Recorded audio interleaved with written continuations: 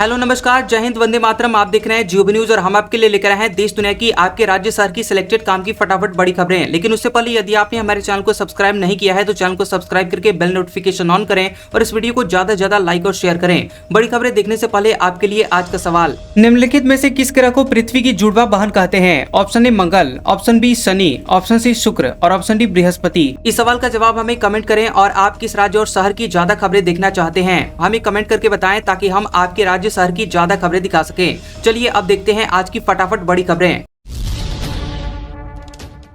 पाकिस्तान ने international border पर चौकियां खाली की, पाकिस्तानी झंडे हटाए। केंद्र ने पूर्व रॉ चीफ को राष्ट्रीय सुरक्षा सलाहकार बोर्ड का चेयरमैन बनाया। खबर है कि पहलगाम हमले के 8 दिन बाद बुधवार को पाकिस्तानी सेना ने इंटरनेशनल बॉर्डर पर कई पोस्ट खाली कर दिए हैं। पाकिस्तानी सेना ने इन पोस्ट से झंडे भी हटा दिए हैं। कठुआ के परगवाल इलाके में यह पोस्ट खाली की गई है। पाकिस्तानी सेना एलओसी पर लगातार सीज फायर वायोलेशन कर रही है। पाकिस्तानी सेना ने पहली बार इंटरनेशनल बॉर्डर पर भी सीज फायर तोड़ा, जिसका भारतीय सेना ने तुरंत जवाब दिया। इस बीच केंद्र सरकार ने राष्ट्रीय सुरक्षा सलाहकार बोर्ड का नए सिरे से गठन किया है। पूर्व रॉ चीफ आलोक जोशी को इसका चेयरमैन बनाया गया है। प्रधानमंत्री आवास पर सुरक्षा मामलों की कैबिनेट कमेटी की बैठक खत्म हो गई है और सीसीएस की ये दूसरी मीटिंग है। पहली मीटिंग पहलगाम अटैक के अगले दिन 23 अप्रैल को हुई थी। सीसीएस की बैठक के तुरंत बाद cabinet committee on parliamentary affairs, आर्थिक मामलों की कमेटी और केंद्रीय कैबिनेट की बैठक होगी। गंगोत्री और यमुनोत्री धाम के कपाट खुले, 4 धाम यात्रा शुरू। बता दें कि गंगोत्री और यमुनोत्री धाम के कपाट अक्षय तृतीया के दिन श्रद्धालुओं के लिए खोल दिए गए। इसके साथ ही तकरीबन 6 महीने तक चलने वाली 4 धाम यात्रा की विधिवत शुरुआत हो गई है। लोकसभा चुनाव बाद पहली बार अमेठी पहुंचे राहुल गांधी। भाजपा का प्रदर्शन, पुलिस से धक्का मुक्की, पोस्टर लगे, आतंक का साथी। बता दें कि राहुल गांधी के यूपी के दौरे का बुधवार को दूसरा दिन था और वो लोकसभा चुनाव के बाद पहली बार अमेठी पहुंचे हैं। यहां पर ऑर्डिनेंस फैक्ट्री का निरीक्षण किया। इसके बाद संजय गांधी अस्पताल में open heart surgery operation theatre का उद्घाटन किया। बता दें कि इधर राहुल गांधी के खिलाफ भाजपा कार्यकर्ताओं ने प्रदर्शन किया। कार्यकर्ता ऑर्डिनेंस फैक्ट्री की ओर बढ़ रहे थे, उन्हें पुलिस ने रोक लिया। इस पर भाजपाई भड़क गए, उनकी पुलिस से धक्का मुक्की हो गई। बता दें कि राहुल गांधी के खिलाफ जिला कांग्रेस ऑफिस, बस अड्डे समेत 20 जगहों पर 3 तरह के पोस्टर लगाए गए। पहले में राहुल गांधी के फोटो के साथ लिखा है आतंक का साथी राहुल गांधी। दूसरे में राहुल गांधी, पूर्व मुख्यमंत्री फारूक अब्दुल्ला और महाराष्ट्र के नेता विजय वडेट्टीवार की फोटो लगी है, जिसमें लिखा है इंडी गठबंधन का हाथ पाकिस्तान के साथ। वहीं तीसरे पोस्टर में गुलाम नबी आजाद, लश्कर आतंकवादी हाफिज सईद और सैफुद्दीन सोज की फोटो लगी है, जिसमें लिखा है कांग्रेस आतंकवादियों और पाकिस्तान की भाषा बोल रही है। क्या राहुल और उनकी पार्टी पाकिस्तान और आतंकवादियों का एजेंडा आगे बढ़ा रही है? हाईकोर्ट के जज लोकपाल के दायरे में या फिर उससे बाहर? सुप्रीम कोर्ट बोला ये मेरिट से जुड़ा हुआ मामला है, इसे सीजीआई तय करेंगे। अगली सुनवाई जुलाई में होगी। हाईकोर्ट के मौजूदा जजों के खिलाफ दर्ज भ्रष्टाचार के मामलों की सुनवाई लोकपाल कर सकता है या नहीं, इसको लेकर सुप्रीम कोर्ट में सुनवाई हुई। जस्टिस BR गवई, जस्टिस अभय S ओक और जस्टिस सूर्यनाथ की बेंच ने कहा कि ये औचित्य से जुड़ा हुआ मामला है। सीजीआई से इस पर राय मांगी गई है। अगली सुनवाई जुलाई में होगी। दरअसल सुप्रीम कोर्ट ने लोकपाल के 27 जनवरी के एक आदेश पर एक्शन लिया था, जिसमें कहा गया था कि लोकपाल के पास हाईकोर्ट जज के खिलाफ दर्ज शिकायतें सुनने का अधिकार है। 20 फरवरी को आदेश पर रोक लगा दी गई। तब जस्टिस गवई ने कहा था कि यह बहुत ही परेशान कर देने वाली बात है। ये पूरा मामला एक हाईकोर्ट के जज, एडिशनल जज के खिलाफ दायर केस से जुड़ा हुआ है, जिन पर आरोप है कि उन्होंने एक निजी कंपनी को फायदा पहुंचाने के लिए न्यायिक कार्यवाही को प्रभावित किया। क्लासरूम घोटाला मामले में सिसोदिया और सत्येंद्र जैन के खिलाफ मामला हुआ दर्ज। 12,748 क्लास पर बिल्डिंग के निर्माण में 2,000 करोड़ रुपए का घोटाला करने का है आरोप। दिल्ली में आम आदमी पार्टी के नेता और दिल्ली के पूर्व उप मुख्यमंत्री मनीष सिसोदिया, दिल्ली के पूर्व PWD मंत्री सत्येंद्र जैन के खिलाफ करप्शन का मामला दर्ज किया गया है। करप्शन का ये मामला क्लासरूम और स्कूल बिल्डिंग के निर्माण से जुड़ा हुआ है। एंटी करप्शन ब्रांच यानी ACB की जांच में पता चला है कि आम आदमी पार्टी के कार्यकाल के दौरान 12,748 क्लास पर बिल्डिंग के निर्माण में 2,000 करोड़ रुपए का भारी घोटाला हुआ था। क्लासरूम या बिल्डिंग के निर्माण की लागत बढ़ाकर दर्शाई गई थी। इसके अलावा निर्धारित अवधि के भीतर एक भी काम पूरा नहीं हुआ था। निर्माण कार्य के लिए कंसल्टेंट और आर्किटेक्ट की नियुक्ति भी मनमाने ढंग से की गई थी और इन्हीं के जरिए निर्माण की लागत बढ़ाई गई। ACB ने इस मामले में भ्रष्टाचार निरोधक अधिनियम की धारा 17A के तहत अनुमति मिलने के बाद FIR दर्ज की है। पाकिस्तान बोला भारत 36 घंटे में हमला कर सकता है। सूचना मंत्री ने आधी रात को प्रेस कॉन्फ्रेंस करके कहा हमारे पास खुफिया जानकारी है।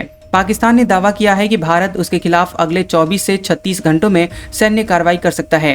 पाकिस्तान के सूचना एवं प्रसारण मंत्री अताउल्लाह तहरार ने बुधवार देर रात को एक प्रेस कॉन्फ्रेंस में यह दावा किया। तरार ने कहा कि उन्हें विश्वसनीय खुफिया जानकारी मिली है कि भारत पहलगाम घटना के बहाने ऐसा कर सकता है। उन्होंने कहा कि पाकिस्तान खुद आतंकवाद का शिकार रहा है और इस संकट के दर्द को सही मायने में समझता है। हमने दुनिया में हमेशा इसकी निंदा की है। तरार ने कहा कि अगर भारत कोई सैन्य हमला करता है तो पाकिस्तान उसका निश्चित और कड़ा जवाब देगा। उन्होंने कहा कि हर कीमत पर पाकिस्तान की संप्रभुता और क्षेत्रीय अखंडता की रक्षा करेंगे। बांग्लादेश में हिंदू संत चिन्मय दास को जमानत मिली। 5 महीने से जेल में बंद थे, रिहाई अभी तय नहीं। राष्ट्रीय ध्वज के अपमान का है आरोप। बांग्लादेश के हाईकोर्ट ने जेल में बंद हिंदू संत चिन्मय कृष्ण दास को जमानत दे दी है। चिन्मय दास पिछले 5 महीनों से देशद्रोह के आरोप में जेल में बंद थे। चिन्मय के वकील अपूर्व कुमार भट्टाचार्य ने 23 अप्रैल को हाईकोर्ट में जमानत याचिका दायर की थी। बांग्लादेशी अखबार द डेली स्टार ने चिन्मय दास के वकील के हवाले से बताया कि अभी चिन्मय की रिहाई तय नहीं हुई है। अगर बांग्लादेशी सुप्रीम कोर्ट इस फैसले पर रोक नहीं लगाता है तो चिन्मय दास को रिहा कर दिया जाएगा। चिन्मय दास पर बांग्लादेश के राष्ट्रीय ध्वज के अपमान का आरोप है। इस मामले में राष्ट्रद्रोह का केस दर्ज करके उन्हें 25 नवंबर 2024 को गिरफ्तार किया गया था, जिससे पहले 2 जनवरी को चटगांव की निचली अदालत ने उनकी जमानत याचिका खारिज कर दी थी। दिल्ली एनसीआर में प्रदूषण कैसे कम होगा, सुप्रीम कोर्ट केंद्र में प्रस्ताव करेगा पेश। कोर्ट ने पूछा था सरकारी विभागों में ईवी कैसे अपनाएंगे। बता दें कि दिल्ली एनसीआर में प्रदूषण कैसे कम होगा, इसको लेकर केंद्र सरकार सुप्रीम कोर्ट में प्रस्ताव पेश कर रहा है। और दिल्ली एनसीआर में प्रदूषण की स्थिति को देखते हुए सुप्रीम कोर्ट ने 9 अप्रैल को केंद्र को निर्देश दिया था कि केंद्र सरकार 30 अप्रैल तक ये प्रस्ताव दे कि किस तरह से सरकारी विभागों में इलेक्ट्रिक वाहनों को अपनाया जाएगा। सुप्रीम कोर्ट के जस्टिस अभय एस ओका और जस्टिस उज्जवल भुइयां की पीठ ने अतिरिक्त solicitor general ASG Aishwarya Bhati से कहा था कि अप्रैल के अंत तक यह प्रस्ताव कोर्ट के सामने रखा जाए। सरकार की तरफ से ASG ऐश्वर्या भाटी ने पैरवी की थी। वहीं 9 अप्रैल की सुनवाई के दौरान ASG ऐश्वर्या भाटी ने कोर्ट को बताया था कि दिल्ली में 60 लाख से ज्यादा ऐसी गाड़ियां चल रही हैं जो कि तय उम्र सीमा को पार कर चुकी हैं। वहीं NCR क्षेत्र में ऐसी गाड़ियों की संख्या 25 लाख के करीब है। 200 करोड़ लोगों पर पानी का खतरा मंडराया। वजह 23 साल बाद हिमालय पर सबसे कम बर्फबारी। गंगा यमुना का जलस्तर कम होगा। खबर है कि अब हिमालय पर भी ग्लोबल वार्मिंग का असर पड़ने लगा है। हिंदकुश हिमालय की पर्वत श्रृंखलाओं में लगातार तीसरे साल सामान्य से कम बर्फबारी हुई है और इसके अलावा हिमाचल पर मौसमी बर्फ के जमे रहने के समय में भी 23.6% की कमी आई है, जो कि पिछले 23 साल में सबसे कम है। International centre for integrated mountain development संस्था ने अपनी हालिया रिपोर्ट में इसका खुलासा किया है। एक्सपर्ट्स के मुताबिक बर्फबारी में कमी से भारत के 65% हिस्से पर असर पड़ेगा और यह हिस्सा गंगा यमुना जैसी नदियों से जुड़ा हुआ है। पीएम गायब पोस्टर विवाद को लेकर कांग्रेस ने नेताओं को दी गाइडलाइन। कहा पहलगाम हमले पर केवल अधिकृत नेता ही बयान दें, अनुशासनहीनता पर कार्रवाई होगी। पहलगाम आतंकवादी हमले को लेकर कांग्रेस ने 28 अप्रैल को प्रधानमंत्री नरेंद्र मोदी को गायब बताने वाला एक पोस्टर शेयर किया था, जिसे बाद में डिलीट कर दिया गया और इस पर कांग्रेस और भाजपा नेताओं के बीच पूरे दिन आरोप प्रत्यारोप का दौर चला। मामले को बढ़ता हुआ देखकर कांग्रेस ने करीब 11:30 बजे पार्टी के नेताओं के लिए पहलगाम अटैक पर बयान देने को लेकर गाइडलाइन जारी की है। कांग्रेस जनरल सेक्रेटरी केसी वेणुगोपाल ने एक सर्कुलर जारी करके सभी पदाधिकारियों को सावधानी और अनुशासन बरतने को कहा है। सर्कुलर में कहा गया है कि सिर्फ अधिकृत नेता ही पार्टी की ओर से बयान देंगे। अगर कोई नेता इन निर्देशों का उल्लंघन करता है तो उसके खिलाफ कड़ी अनुशासनात्मक कार्रवाई की जाएगी। सभी नेता, प्रवक्ता, पैनलिस्ट और सोशल मीडिया हैंडल्स सिर्फ कांग्रेस कार्य समिति की ओर से 24 अप्रैल 2025 को पारित प्रस्ताव के अनुसार ही बयान देंगे। हनुमानगढ़ी में 288 साल पुरानी परंपरा बदली। गद्दीन शीन महंत पहली बार बाहर निकले, इनके लिए कोर्ट खुद उठकर आई थी। अयोध्या के हनुमानगढ़ी मंदिर के गद्दीन शीन ने 288 साल पुरानी परंपरा बदल दी है। पहली बार गद्दीन शीन महंत हनुमानगढ़ी से बाहर निकले हैं। महंत प्रेमदास 8 साल से गद्दीन शीन हैं और इस अवधि में वह कभी भी बाहर नहीं आए हैं। प्रेमदास ने रामलला के दर्शन की इच्छा जताई थी और कहा था कि मेरे सपने में हनुमान जी आए थे, उन्होंने रामलला के दर्शन करने का आदेश दिया था। इसके बाद उन्होंने अखाड़े के सभी सदस्यों की 21 अप्रैल को बैठक बुलाई थी। इस बैठक में परंपरा बदलने के फैसले पर मुहर लगी और ये तय हुआ कि प्रेमदास रामलला के दर्शन करने के लिए जाएंगे। संत प्रेमदास 2016 में हनुमानगढ़ी के 22वें गद्दीन शीन महंत बने थे। अभय चौटाला का ऐलान, पंजाब के रास्ते बंद करेंगे, पानी रोकने से हरियाणा में संकट, कंस्ट्रक्शन सिंचाई वॉशिंग स्टेशन पर रोक, टैंकर के रेट तिगुने। खबर है कि पंजाब की आम आदमी पार्टी की सरकार ने भाखड़ा नहर से हरियाणा को मिलने वाले पानी में कटौती कर दी है। 8,500 क्यूसिक की जगह पर अब सिर्फ 4,000 क्यूसिक पानी ही दिया जा रहा है। इसको लेकर अब टकराव बढ़ता जा रहा है। पानी का बंटवारा भाखड़ा ब्यास मैनेजमेंट बोर्ड करता है और हरियाणा सरकार ने बोर्ड से BBMB रूल्स 1974 की धारा 7 के तहत ये मामला केंद्र को भेजने की मांग की है, जिसके बाद BBMB ने केंद्र सरकार को लेटर लिखा है। ये बोर्ड केंद्रीय बिजली मंत्रालय के अधीन आता है, जिसके मंत्री हरियाणा के पूर्व CM मनोहर लाल खट्टर हैं और इस लेटर पर फैसला भी वही लेंगे। भाखड़ा नहर में कटौती से हिसार और सिरसा में जल संकट खड़ा हो गया है। हिसार में टैंकर माफिया एक्टिव हो गए हैं और 400 के टैंकर के लिए 1200 रुपए वसूले जा रहे हैं। इसके अलावा फतेहाबाद में सिंचाई पर भी रोक लगा दी गई है। जिंद में निर्माण कार्य और वॉशिंग स्टेशन बंद कर दिए गए हैं। झज्जर में नहाने पर रोक लगाने के साथ ही किसानों के लिए एडवाइजरी जारी की गई है। पंचकुला में भी कनेक्शन काटने की चेतावनी दी गई है। जम्मू कश्मीर लेफ्टिनेंट जनरल कुमार ने 15 महीने के कार्यकाल के बाद उत्तरी कमान का प्रभार छोड़ा। खबर है कि lieutenant general MV Suchindra Kumar ने उधमपुर स्थित उत्तरी कमान की कमान छोड़ दी है। लेफ्टिनेंट जनरल प्रतीक शर्मा उत्तरी कमान के नए general officer commanding in chief होंगे और पदभार ग्रहण गुरुवार को करेंगे। कुमार ने उत्तरी कमान की कमान छोड़ने और सेवानिवृत्त होने पर उधमपुर के ध्रुव युद्ध स्मारक पर बहादुरों के सर्वोच्च बलिदान को श्रद्धांजलि अर्पित की।